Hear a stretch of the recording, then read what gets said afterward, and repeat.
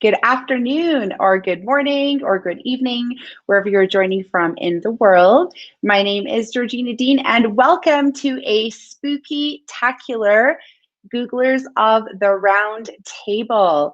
I'm joining you today all the way from Amman, Jordan in the Middle East. And let's take a look at who our Knights of the Round Table are that are joining us today for Diversity in EdTech.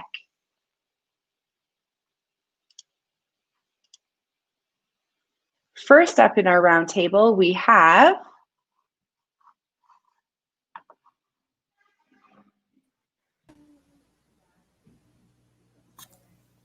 Hi, Tyler, everyone. do you want to introduce? Okay, I'm Tyler Colson. I am from GE, Louisiana. Yeah, I'm from Baton Rouge, Louisiana. Welcome. And to my, note that way, to my right, we have. Oh, Stacy? Oh, good. I can't tell which direction we're going. Hi, I'm Stacy Klein. I'm a teacher in Santa Ana Unified School District, and I'm a global GEG co-leader and a co-leader of the amazing GEG SoCal. Nice to meet you.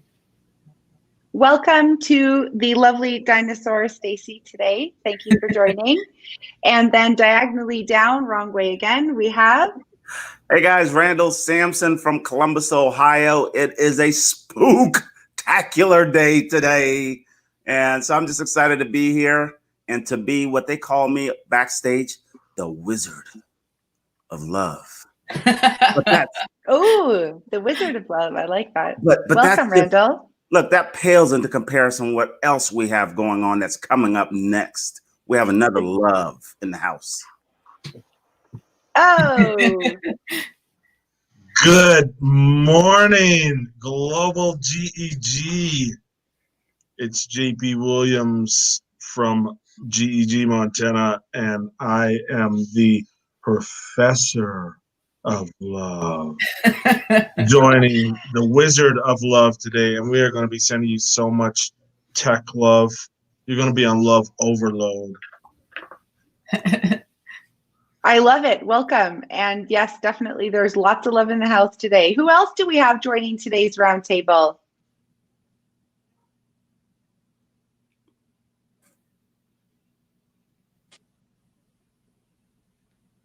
Good morning, everyone. My name is Wiley Brazier. I am, like Tyler, I am GEG Louisiana, and want to give a huge shout out to Stacy for the invite to be here and discuss and have this informal talk regarding diversity in EdTech.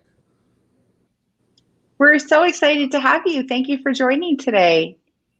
And I do believe we have one more spooky night joining us, or two more spooky nights.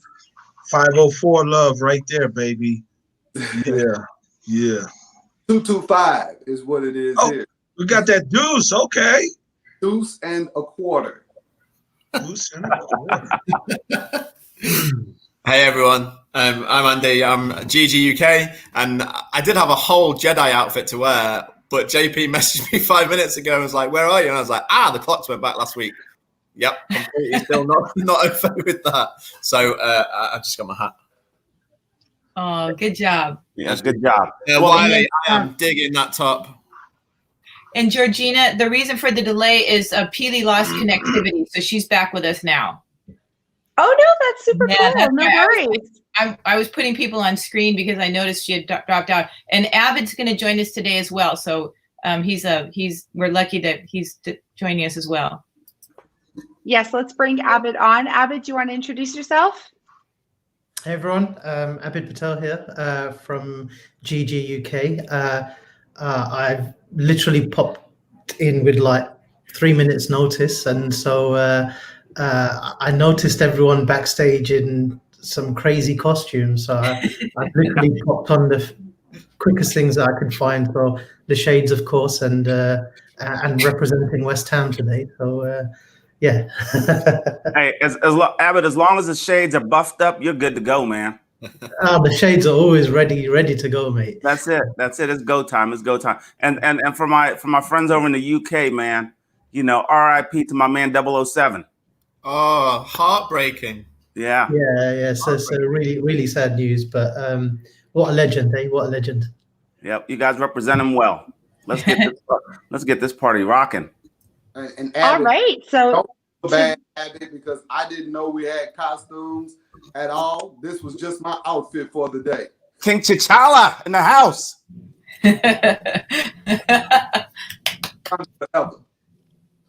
all right, let's get this spooky party underway, guys, shall we? All right, so we have our topic for today is all about diversity in EdTech. So we're really excited to hear from all of the awesome Googlers at the table today.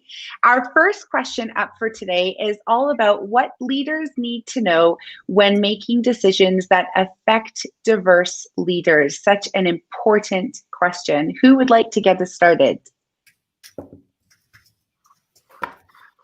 I'm always happy to start, Jordan. Go ahead, Andy. Thanks. I think this is a really, really, really amazingly interesting question in kind of current pandemic times, in current everything else that we've seen happening around the world with the Black Lives Matter movement, everything. And I think worryingly, it's a question which has never really been considered. And I think that's the biggest issue that we have to discuss. It's not about how should they, it's the fact they blooming well should do. And I think that's what's been missing for forever, basically. Not even just now, but forever. I don't think that's a question which has ever even probably come up in a conversation in school leaders or district leaders, especially not in this country. And I'm sure, across the States as well. But it's a question that probably never, ever comes across anyone's lips. And I think that's what we need to kind of really address massively from the start. I love that. Go ahead. I'll go next just because I put my Bitmoji, that pride emoji on there for a reason. So I don't think if we've noticed this, but the pride flag has changed from just rainbow flags to including a black and brown stripe. And I think Auntie hit the nail on the head. There's a reason that has changed. It's because we ask questions, and that's the thing. You need to ask questions and not just assume that maybe because I'm a certain minority in this group that I know what all minorities are going through.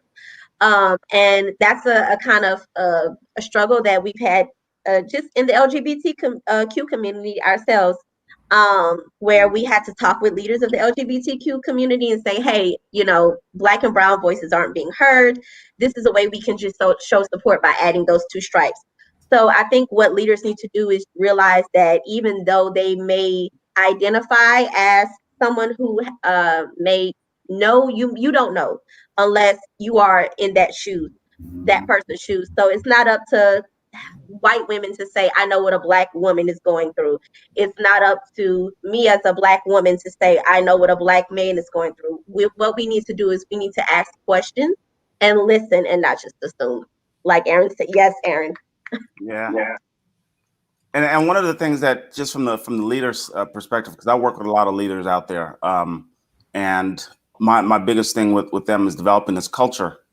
And the culture is not what I as the leader take on. The culture is what we do together, right? So we often make the mistake or assumption that the leader knows everything.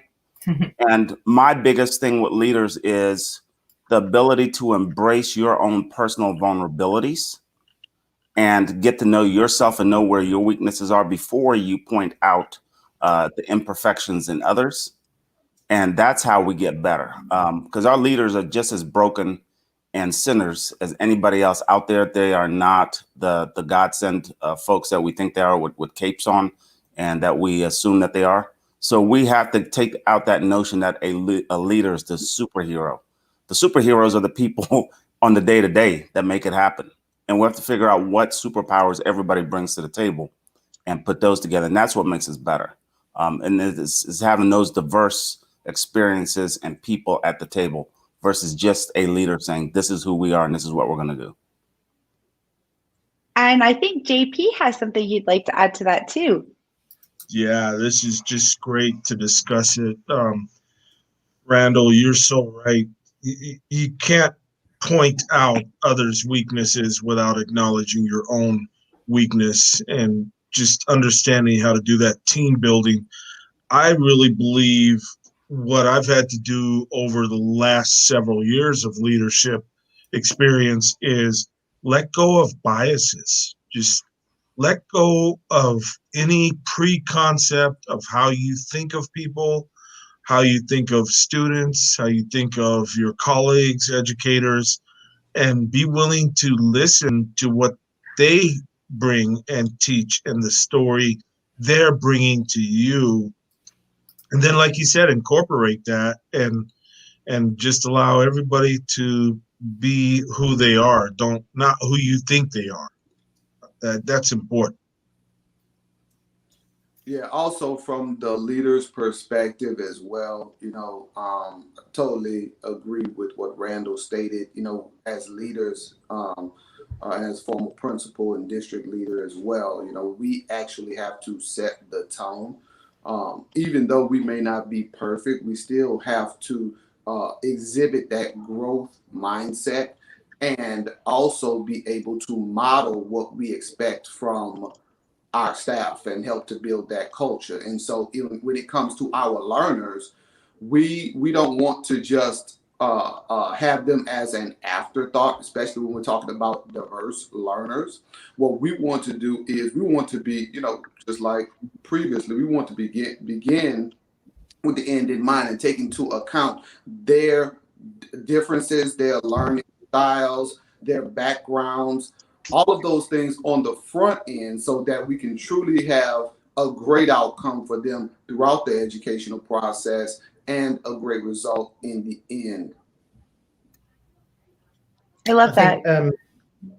I'll say, all the sentiments here are, just completely on point. And I think one thing that probably is really, really important is the empathy piece. You have to have that empathy piece and know your audience, know the communities that you are leading within.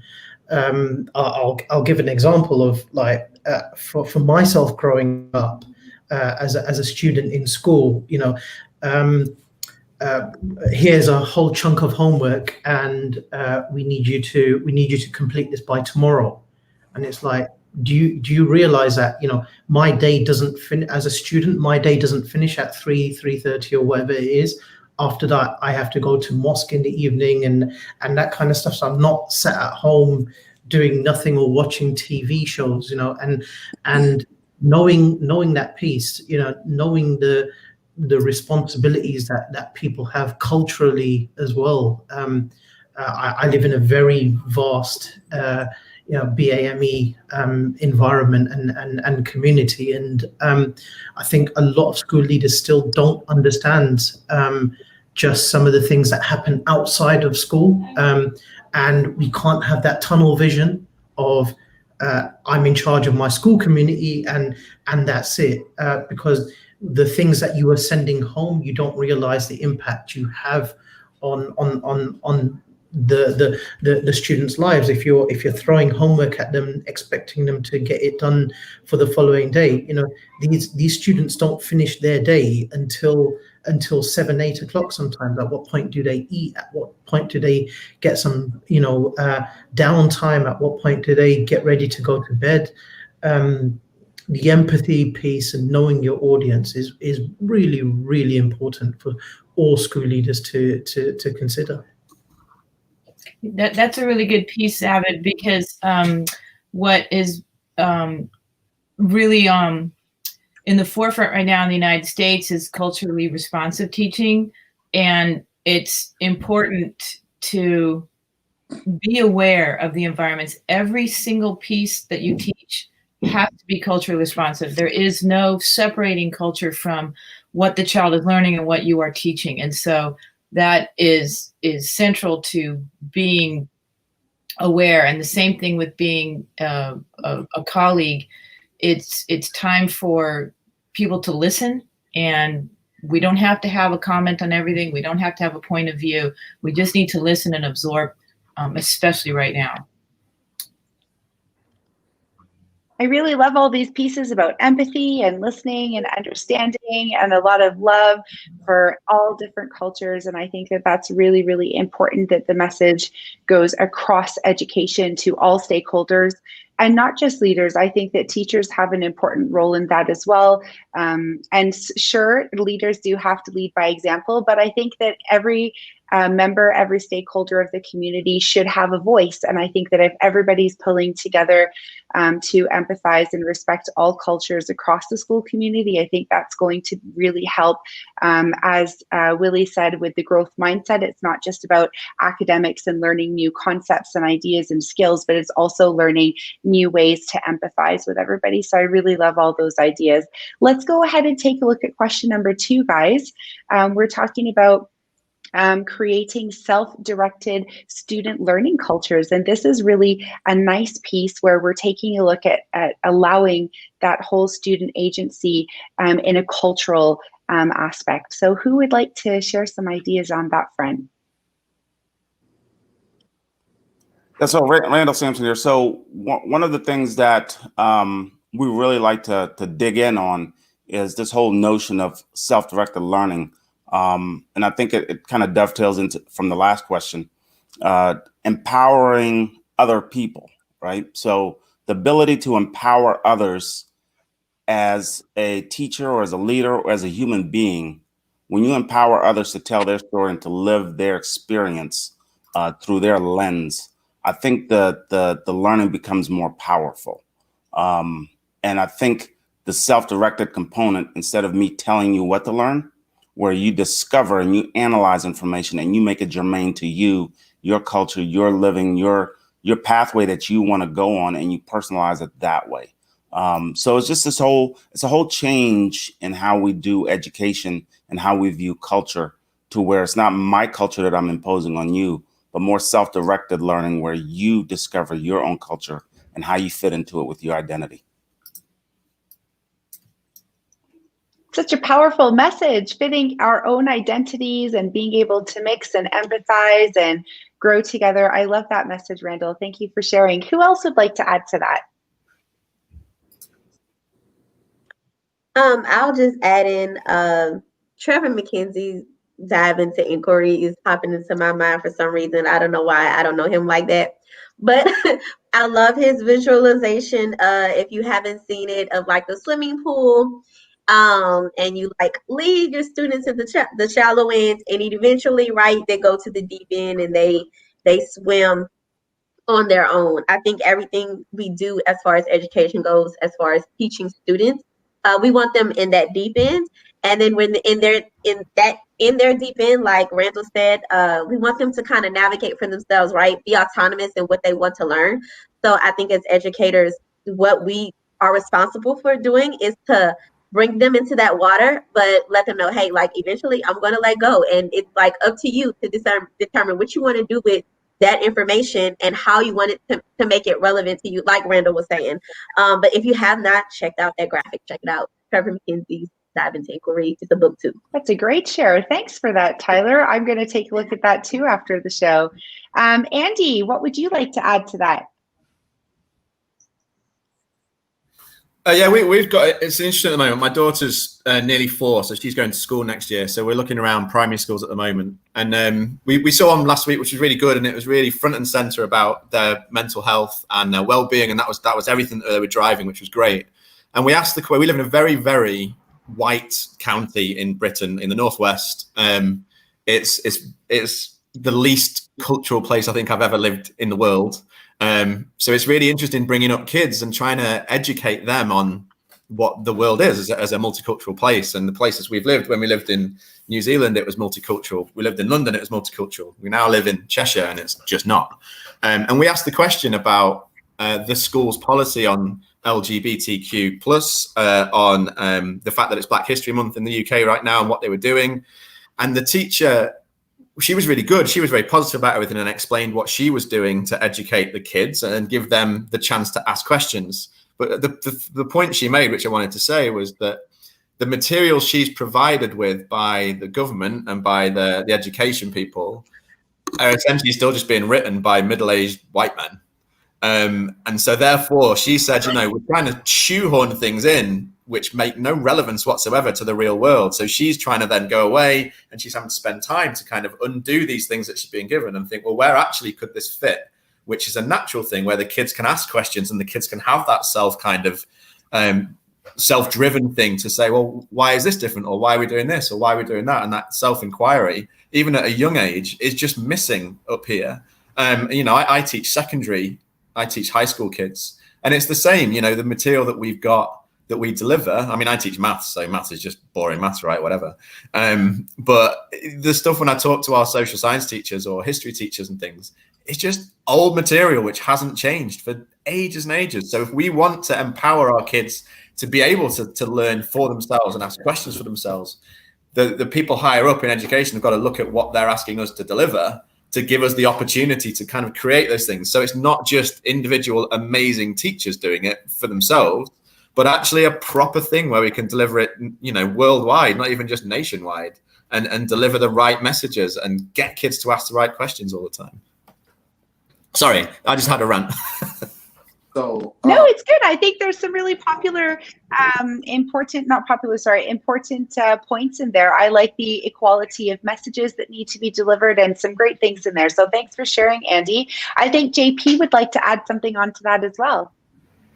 Just building on what Abbott had said prior, understanding the experiences. So when we talk about in your school system or in your school domain, building that comprehensive model or working towards a comprehensive model, and you really look at the core, the construct, your theoretical construct of self-directed learning. So I really want to understand how leaders are integrating self-management, or how teacher leaders are integrating self-management and the contextual control, the self-monitoring that has to happen with self-directed learning.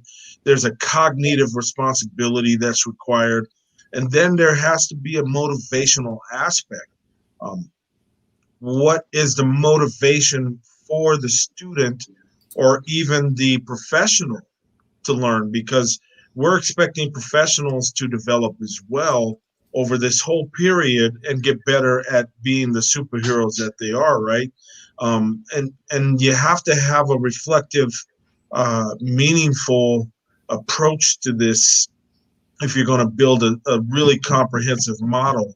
And especially when you talk about the cognitive responsibility of self-directed learning. I'm really interested to hear from Wiley too, because I know he works with such a diverse group.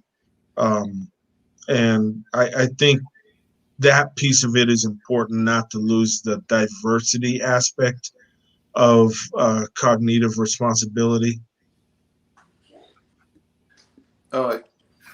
Yeah, that's great. Now, also, when we think about this whole creating self-directed learning, I mean, we have to definitely make sure that students have options, right? And so, even as adults, we all do not learn the same exact way, just because of our own different bias and background and just a variety of things, right? And so, we have to make sure that they have the option. That goes back to what we were saying before with, making sure that we are inclusive of our students, right?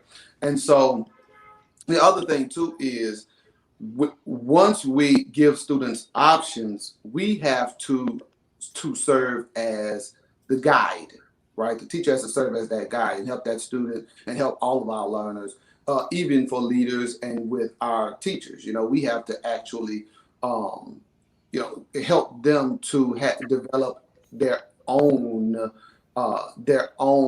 thinking, but help them to grow in a manner by helping them grow their own pedagogy by not just giving answers, right, but asking the right questions to help guide students and our learners to the answer. We talk about superhero stories. There's every superhero has a guide. We had Luke Skywalker. He had Obi-Wan. King T'Challa. He had his father there. every superhero story that you can think of, they always have a guide. And so we need to help develop self-directed learners by becoming that guide and making those learners the superheroes. I love that. Oh, that's deep. Yeah, Right? that's beautiful, Wiley. Thank you. Yeah, that's deep. And hey, I'm gonna jump on that real quick because I love what y'all are saying with that, and I would be remiss if I don't kind of bring it up. So we are at a time of reckoning, and this is global. It's not just at the United States or the UK, it's global, right? With that said, the biggest kept secret in education right now is kids are turning off their live stream instructional stuff, and they're turning on their TikTok. Educators are competing with TikTok all day long versus this kind of instruction. And it's not that the kids are disinterested. We are just reaping what we've sowed for the last 200 years. We made the mistake thinking that kids showing up to school every day, they're engaged, that they want to be there, that they're learning. And now that they have a choice, they're clicking the off button on us. And we're surprised and shocked. Oh my God, only 40% of my kids are showing up for class. Oh my God, only 25% of my kids, they're truant. They're not truant. They're disengaged, and they've been disengaged. We just made the mistake that kids showing up because they have to have 2 hot meals. They want to have the interaction with their friends in the hallway, and they like to be social beings. We mistake that as they want to be at school to learn. So if we don't come to a reckoning with that and create a self-directed learning pathways like everybody's talking about, we're going to go back into the same old system with the same old results. The kids are going to graduate, and we're going to have discord amongst people because kids aren't self-directed. Nobody's asked them about their culture, how this works for them, and we're stuck back into the same old thing. So this is an opportunity for us to get better. So many great things in there. It's so important that the education community take an eye and an opening ear and a listening heart and say, hey, how can we reimagine and redefine so that we can meet our learners where they are? So really important shout outs you guys shared there. Would anybody else like to add on to those powerful messages before we move on? Hey, Randall, that piece you talk about, the cultural piece, just give us some insight why that's so important. Yeah, so I'm not, just a nuts and bolts kind of thing. I'm not going to engage in something that I don't care about. That's what kids think. That's what adults think. That's what everybody are in your own personal relationship with your husband, wife, significant other, family members, whatever it is. You are not going to engage if it's not meaningful for you. That's life. That's the human experience. So you find whatever it is that's engaging for you, and we have to figure out what is it that kids engage in and get them hot and going, but they have to be the drivers. We can't say, here's your menu of things for you to engage in. We can say, here's some guides, here's some other things that other people have done, but they have to discover, and we have to be able to let go. And our issue as adults, as educators, if we let go, we think we're giving up power and we're giving up control, and we become irrelevant. We actually gain more power by giving up control. As adults, as teachers, we gain more power because the kids respect us more and they engage at a higher level, and they really attest their learning to us now. Oh, I just got chills. It's always been about relationships, right, guys? Those student relationships right from day one. And you got that right, Randall. It's all about letting them be in the driver's seat and make those choices. When you involve them and give them autonomy of their learning, they are going to be engaged because they've chosen how they want to learn, right? So very powerful message there. JP, did you want to add some final thoughts onto that one? Just that's so relevant. Wow. What you're saying right now is exactly the picture that we're seeing in our schools. And I just got to go back to this because Abed said it, like kids are being so responsible 7, 8 o'clock, 9 o'clock at night. And then if they're a student athlete or they belong to a club, that cultural understanding, that cultural relevance, wow, that's just really something for educators to really explore and look at. That's it. And take a look at my shirt right here. Take a look at my shirt. I don't know if you can see the whole thing. I'm gonna stand up just a little bit. Welcome to the grind. Welcome to the grind. That's it. So I'll wear this shirt, right? I have these shirts that we pass out to kids, this, that, and the other. But the point of the shirt is for somebody to stop and ask that individual person, what's your grind? Everybody's grind is different. Every human being's grind is different because everybody's going through something and we don't know what that something is. But if we don't have that prompt that's going to make us pause and stop and ask and listen, we just keep going on like it's the same old same every single day. Yeah. And Randall, I love the shirt, man. And just what you just said regarding kids and the grind, you know, everybody has a grind. With my own kids, I have 2 boys. Okay. And so we have a whole, you know, daily plays that we do on, you know, before we even head out to school and things of that nature. But thing about it is, like, you know, they know I'm going off to work. Their mom is going off to work. We are. And so this is your job. This is your grind daily. And it goes back to what we were just talking about a minute ago, and even what JP stated as well, you know. Oh no, maybe Georgina just said it just a minute ago, and making sure that the kids are you know, taking the lead in their learning. You know, that goes right back to what I was just talking about a minute ago. My whole goal with my kids specifically, and just learners in general that I come into contact with, is to turn them into superheroes, helping them discover their superpowers and to turn them into their own version of whatever the superhero is. You know, superheroes can have all kinds of powers. I don't know if anybody has seen this Netflix movie that just came out called Project Power. Yeah. Right.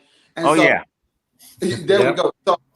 So you know, there are all kinds of superpowers that people can have and that our kids exhibit in themselves, but they might not have discovered those things yet. And so, you know, we have to serve as those guides. But you know, it always reminds me and brings to light one of my favorite Frederick Douglass quotes, and that is that it is easier to build strong men. It is easier to build strong adults. It is easier to build strong men than to repair broken adults. That's a fantastic quote. I have to like put a period on that. That was fantastic. And Randall, just to piggyback on what you were saying, we're talking about it has to be student directed. It has to be student choice. It has to be student voice, because the old way is broken. The old way barely worked. It addressed, you know, maybe a third, 25% of the student population, and then everybody else there was no space. How many spaces are there in the universities today? Why are we not building more university? Why isn't there a space for every single child in this country? It has to be everyone is in, everyone gets what they need, period. And I don't want to get riled up here, but like get riled up. I can feel it boiling up, and I'm like, okay. How can teachers create a self-directed culture? The best thing is our district, because we're an underserved community in Santa Ana, and we have high COVID rates because we're actually testing our community to see how our vulnerable community is being affected by this virus, substantially more than the rest of the county.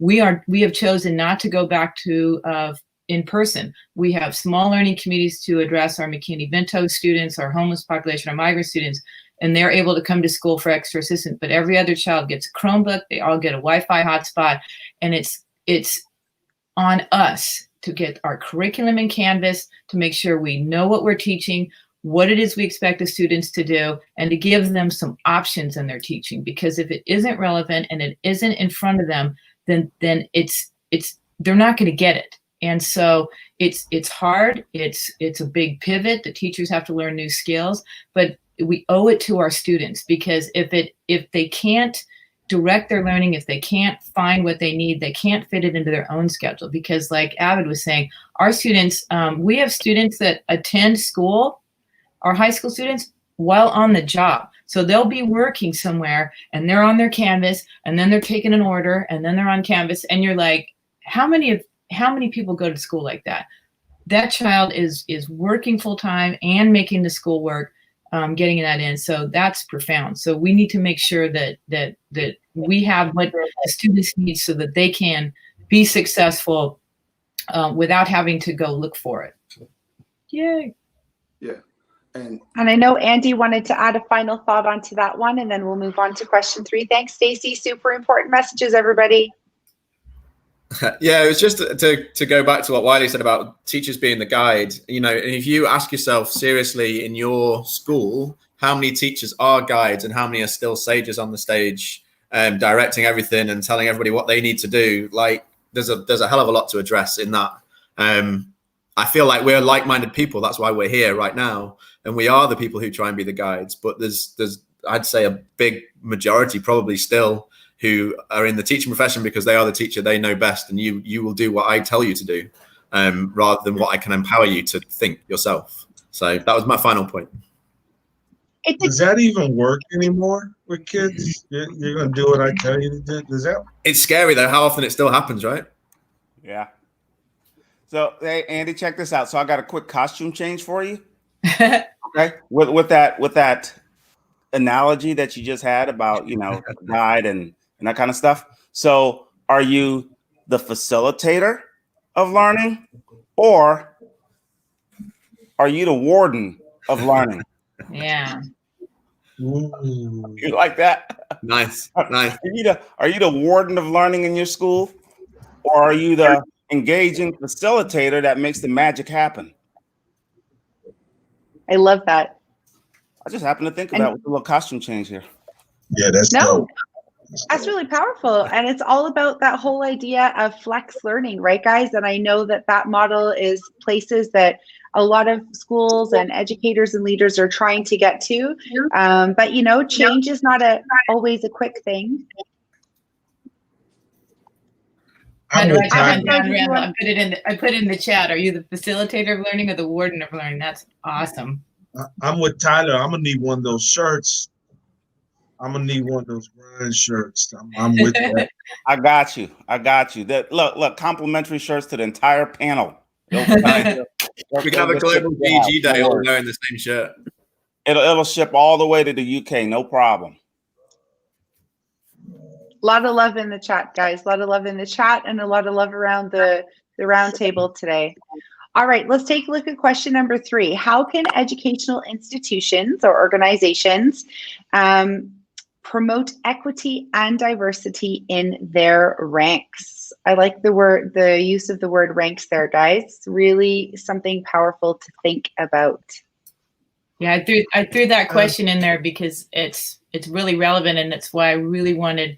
So grateful that Abbott could come with us today because of the program that's in the UK with Loris Tijani and trying to look at the name of it. It's just a guy with promoting diversity in ed tech specifically as a career field. So yeah, I mean, and I wanted to jump in on this question as well, in the sense that my feeling on it is it's about festering a culture of openness and welcomeness, isn't it? It's diversity in all ranges, and it shouldn't be a case of. I mean, in an ideal world, it shouldn't be a case of how are we going to do this. It should just be there, you know, regardless of the fact of you know what your ethnic background is, what your identity is, what your orientation is. It's about being able to have a culture in your organization where everyone has a voice and isn't afraid to use that voice, and voices aren't silenced, and voices aren't shut down, and fear of reprisal. These kind of things. I mean, this discussion shouldn't be necessary, but obviously it is, and it's there. But I think doing everything that you can to foster a culture of being open and welcoming, I think is probably the best way to start that, so that you're able to make your team feel comfortable, make everyone feel part of that team. You look at some of the biggest organizations in the world, where you'll have the multimillionaire CEOs and people like that. They don't walk around in their suits and things like that. They walk around in your everyday clothes, and being able to walk into an environment and not knowing who the leader is, because they're your everyday person. They're not, fair enough, everyone's worked hard to get to where they are, but the fact of the matter is we all have to remember where we all started from. And I think if you bring that, it sounds really basic, but bring that level of equality into the game, where it's like we're all working hard here and we're all doing the same, we're all trying to achieve the same outcomes. I think something as simple as that could really open up the avenues for more people in your organization to feel comfortable, because once people feel comfortable, you can see that you'll develop that confidence in people as well, to be able to go for things, and it's a case of well-being comes into it, where people who feel comfortable being able to do something will automatically feel good, and the productivity that will come out of that will be so much greater than if there's this breakdown in diversity of us and them sort of thing. And thanks, Stacey, for the shout out from Lawrence. So those of you who don't know, Lawrence Tajani is a Google certified innovator and trainer here in the UK. And he's been doing some amazing work on trying to raise awareness for promotion of BAME communities in the EdTech space. And I've just put the banner there. Please do follow Lawrence on Twitter. He's got a mentoring program that he just launched this week about helping educators from BAME communities to get their Google certifications. There is a representation issue, and I know that Google are working very closely with Lawrence on raising that awareness and helping as many people from minority ethnic communities to get involved, and it's great to see the amount of work that is going on, not just in the UK but around the world to raise these awareness issues. But I think the more that we can do, and everyone you see on the screen here is a huge champion of raising that awareness, and coming back to some of the earlier questions, that's what I definitely encourage all educators out there to do is get involved, follow the work that these people are doing, and then use those examples to build those cultures in your school, because you'll find there's going to be no negativity that comes out of it. It's just going to raise positivity to another level, and I think it's really, really important to get involved with that. I just want to say to that effect, segregation still exists, and I think in the South especially, we like to pretend that it doesn't. Our city especially, I know our state, I've been to plenty of places where, and my school is one. Even our city, there is a city in Baton Rouge that's trying to break off and become their own city, right? Because they're the white city and they want Baton Rouge to be the black city. So with that being said, with these educational institutions and organizations, stop asking minorities, stop asking people of color for their opinion if you're not going to hire them, if you're not going to make a deliberate change to your internal structure. Because if you're building If you're building your organization off the ideas and off of the knowledge of a diverse group of folks, make sure your organization reflects that. And I've definitely seen that has happened to me personally, where people have come to me and asked me, hey, like, as a gay woman, how do you feel about this? Or as a Black person, how do you feel about this? And then I go look at, like, if I applied to your organization, I don't think I'd get hired. So that's something that I think a lot of our org, especially our larger ed tech orgs, need to deliberately do. That way you don't look stupid making dumb decisions, because we have had ed tech organizations make dumb decisions because they didn't deliberately choose to seek out to make their organizational structure diverse. Same with schools. A lot of times we have in our school system, we have white schools and we have Black schools, and a lot of times our white schools are like, hey, how do we get Black students, especially in the South? And I'm like, okay, well, what are you doing to deliberately reach our Black and Hispanic students? Well, if you don't have a goal or a plan to do that, don't just expect children of color, people of color to come to you.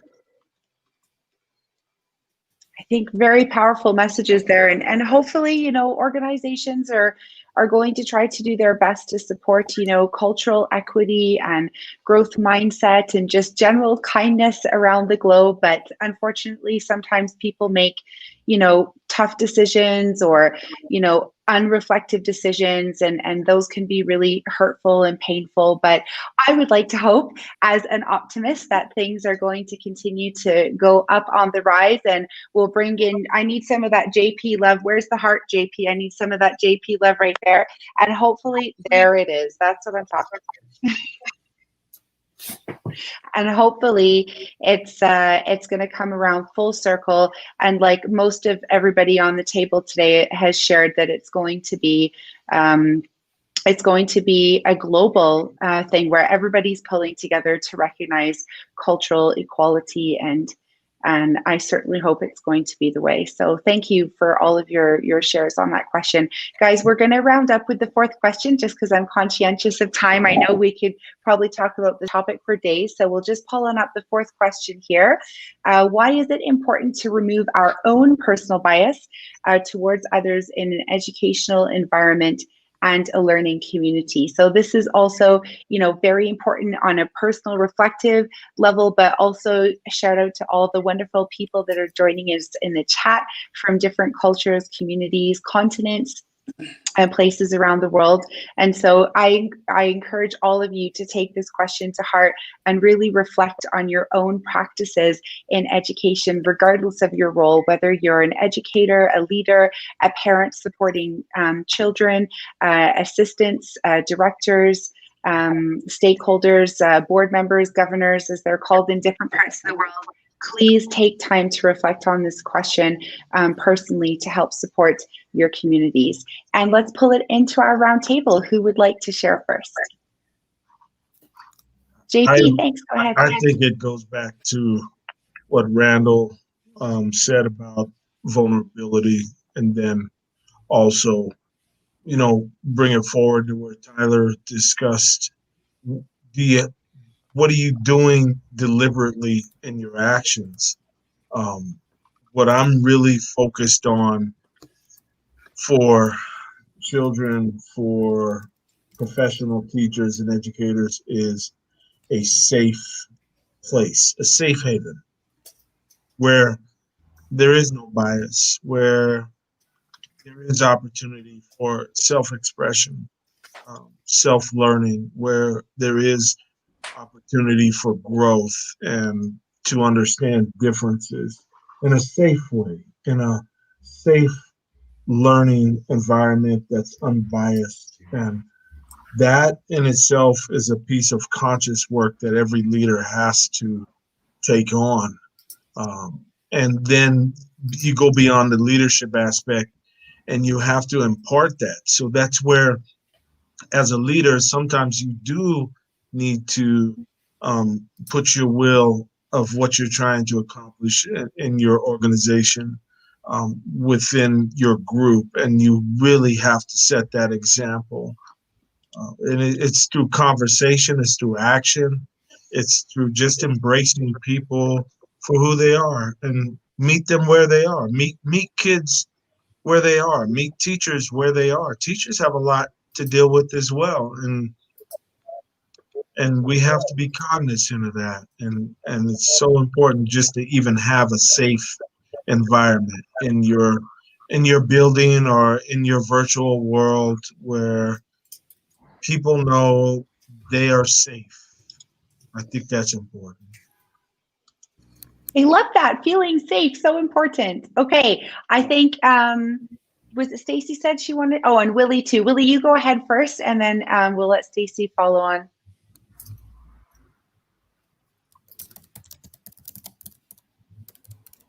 Stacy, maybe you wanted to pop in. I think Willie might have to pop off actually. Oh, darn. Wiley, do you want to add one thing before you? I didn't have anything to say. I think I just might have wiggled on the camera. But Wiley, I think you're muted, hon, unless you're. I think he's typing. Andy, did you want to share while Willie's just sorting out? I think were you going to add something? Can you hear me? Oh, yes. Yeah, we got you. So let me say this.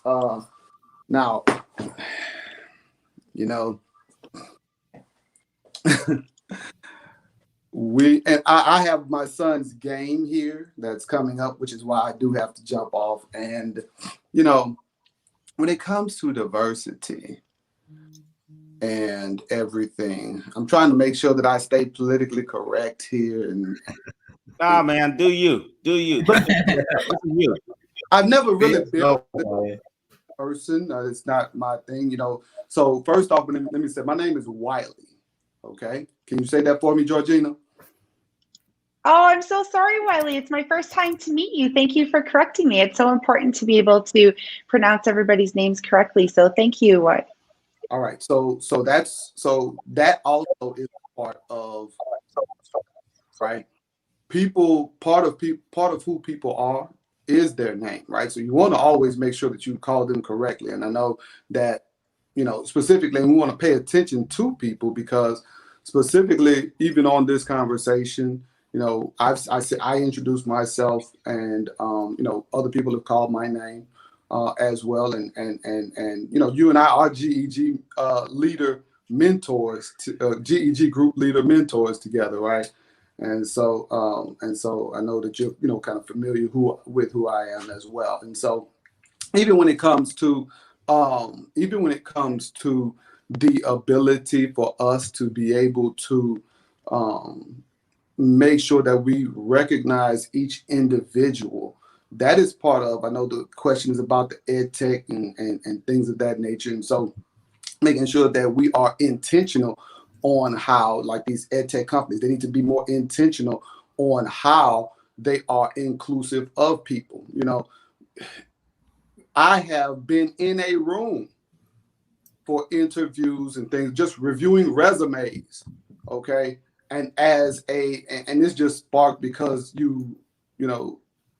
because of the mispronunciation of my name, right? And so I've been in the room where resumes will come over the candidate before we even look at the experience of the individual. The name that's on the paper may elicit some initial bias, right? And so I think that, you know, we got into a practice of, you know, having them to just bring in just the experience. And we put these resumes with numbers on them so that we get the true experience of a people, and so that we don't take in any type of bias from the get-go. You know, Randall said it earlier that people engage with what they're passionate about, right? And so especially when we're looking at resumes and interviewing people and things of that nature, we're going to interview and connect with people who we feel will, you know, achieve the mission, and who we can, and with what we're passionate about. So if they're passionate about what we're passionate about, we're going to be passionate together and go forward. You know, they have to be, and we all have to be more intentional on how we do those things. For instance, you know, like even this global GEG, right?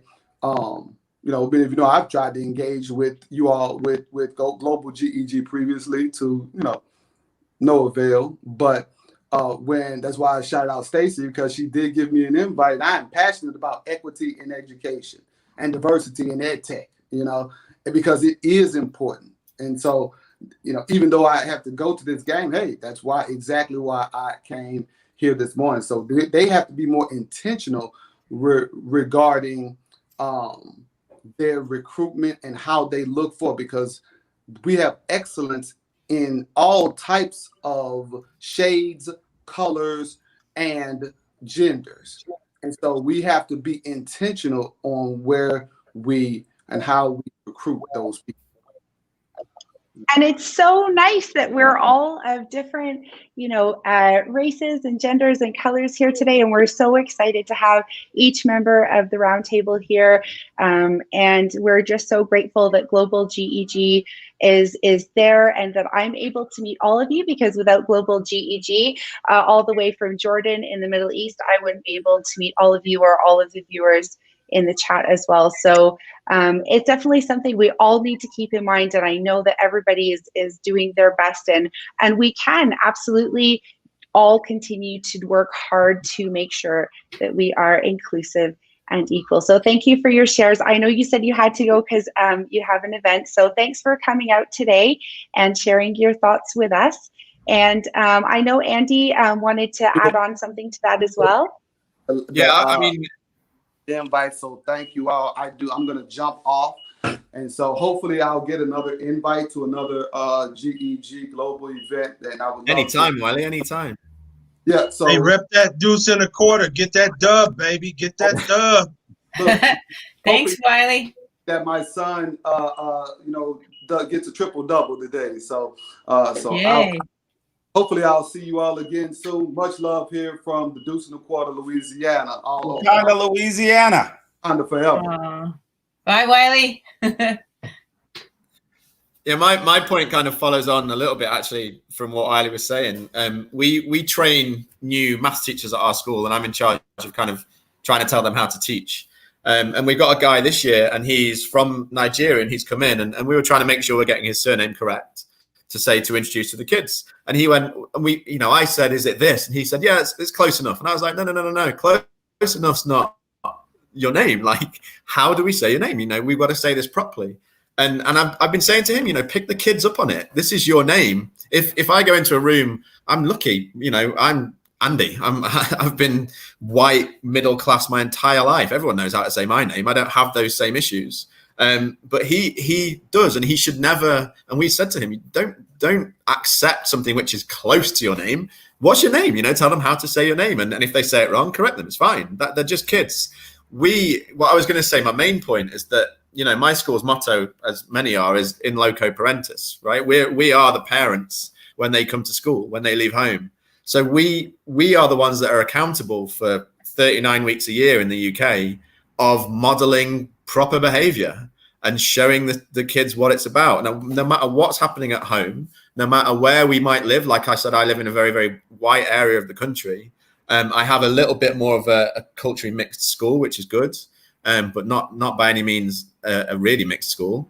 But we are tasked with doing the right things as the adults in that kid's life for 39 weeks a year, 8 hours a day. We are the adults that they see. We are the ones that have to model the correct way of living your life and encouraging them to do exactly the same things. Because a lot of those kids that I've taught, they go home and they hear, frankly, a load of rubbish from their parents. And so they have to know that that's not the only way to see the world when they're at school, and we can model that. And that's what that's our job. That's literally our job. And that's spot on, Andy. That is spot on. And I just want to jump in on what you're saying, if you don't mind. So with institutions and higher ranks, I would recommend that you take the 4 seasons approach, is what I call it, the 4 seasons. And it's 4 seasons depending on what part of the world you live in, right? So the closer to the equator you live, less likely is you're going to have full 4 seasons. But the 4 seasons approach, we as educators are only a season in the lives of these kids. For that 1 year, we are a season. But if this thing continues to build over time, it's going to have an impact. So imagine summer season if you don't wear your sunscreen and you're out in the sun all the time, over time, chances are you're probably going to get some level of skin cancer or something going on. If you are in winter time and you don't have a warm coat, over time, year after year of not having a warm coat, you're going to have some kind of an illness due to the cold. So we have to take this 4 seasons approach. And the reason why I say that is it has an impact down the road. So my experience with a kid, a teacher comes to me and says, hey, we have a 0 policy on violence and guns in our school. I want this kid to get suspended. He's wearing threatening clothes. The words on his clothes are threatening. I said, well, what's it say? And the teacher says, it says gun it. I'm not going to have a kid come into school promoting guns. I said, okay, well, bring the kid in. Let's take a talk. Let's take a look. Let's talk to him. So I don't have time to talk to you or the kid. Here's the kid. Brings the kid in. And I sit down and I look at the kid's shirt. And the kid's shirt does say gun it on it. As the administrator, what do I do, right? And so, but when I look at the shirt, I said, are you sure it says gun it? Guess what the shirt said? G-Unit. G-Unit, 50 cents. So now you have this impact on this young black male who's in 6th grade wearing a G-Unit shirt. And that's just 1 season. So when you take 6th grade, 7th grade, 8th grade, 9th grade, 10th grade, and this thing continues, and then the culmination is the kid turns on the TV and he watches 8 minutes of George Floyd. And that's where the people hit the streets. So we have to take this 4 seasons approach to make sure that we are cognizant in all of our actions. And just to wrap it up from my side, I had the chance to go down to I was corrected. It was Baton Rouge, right? So I had a chance to go down to Baton Rouge, Louisiana, a few years ago, and I'm having lunch at this establishment, dinner at this establishment, sitting next to a guy. He's the local judge. So I asked him, well, what kind of judge are you? Are you a family course judge? He's 85-year-old guy. He says, welcome to the South. I'm the local judge of the parish, and we don't have family judges down here. I fry them and dye them. That's Baton Rouge. That's Baton Rouge. I fry them and dye them. I said, well, what kind of judge is that? Capital offenses. And so I explained to him what I do in ed tech space, work with African-American males, females, school districts, this, that, and that. He says to me, you're exactly what these poor people down here need, because all they can do is be athletes or rappers. You bring some education down here. This is what we need. Now I'm going to have my secretary write you a letter, not email you, write you a letter so you can come back down here again, because you're one of them good ones. Oh, mercy. Oh, okay. So freedom papers, huh? Yeah. So Jeez. My point is, for the higher ranks, for the folks out there who are listening, this stuff builds over time. It's a 4 seasons approach. We still have time to correct it. We're not at the end of the rope. We still have immense time to correct it. And the correction happens a lot faster with appropriate ed tech, because the ed tech doesn't discriminate. It's the people who actually program the ed tech. That's the issue, right? But once we program it correctly, the ed tech actually helps us speed up the fix of where we've gone wrong over the 4 seasons. And just with that, one last one, I want to give you this quote from Terry Greiger, the former superintendent of Houston ISD. He said, I spoke to my board members, and my board members told me one time, do you actually believe that we don't know what we're doing? Has it ever occurred to you that we know what we're doing? We're just not willing to do it. And that comes down to the quote of, not everyone who knows better does better. We just assume in education, everybody who knows better, more education, they'll do better. Not everyone who knows better wants to do better. And that's our big push in ed tech space too. Thank you for sharing. And I know you got a lot of love in the chat for your 4 seasons approach. So thank you for sharing all of these amazing ideas. And also to our audience in the chat saying how we just have to really be amazing modelers. And as educators, that is absolutely what we are, right? We are leading by example all the time. So as long as we're taking the bravery and the courage to lead by example, then we're definitely going to be able to help others follow that positive step as well. So thank you all for your ideas. I'm just conscientious of time, guys, so we're going to wrap it up for this evening. But such powerful messages. And so I want to thank each of you again for sharing those, and also to the audience for sharing your ideas and suggestions. So many powerful support in the chat today. So thank you everybody for joining. And so our next Googlers of the Round Table is going to be on Saturday, the 28th of November, same time at 10 a.m. EDT. Now, maybe whoever's good at time zones at the table today can help me out. I think we have a few other places around the world that are still going to change their clocks for daylight savings in the next few days, but hopefully that time is correct. And if not, we will definitely share it on social if the time changes at all, but it should be the same. No, that was awesome, Georgina, and Dr. Randall. What you just I've tried to write it all down in the chat, and I'm maybe tweeting it out in about 2 minutes. That was absolutely the way to sum up this particular Googlers of the Round Table. Thank you, because that was exactly what this was all about. Thank you. Change is actionable. It is not passive. It has to be acted upon. And that change will come the more we do the things that need to be done. So thank you for that finish. And thanks, Regina, for being an amazing host, as always. Yay. Yeah, thanks, Georgina. Hey, we have a little people guest. A little people guest. Hi. Oh, yes. Hi. Hi. Hi, baby girl. Hi, baby girl. This is the best part of the show right here. Oh, I wonder if we're ready to go. All Yeah, right, thanks, guys. So please feel free to drop your feedback. We always love to hear how you're enjoying the show, maybe some ideas you'd like to hear coming up soon in the show. So please be sure to drop your feedback at bit.ly GEG Global Feedback, and we'd love to hear your ideas and your support always. And please stay safe wherever you are in the world, and keep inspiring beautiful change, guys. Thanks for joining the round table today, and until next time.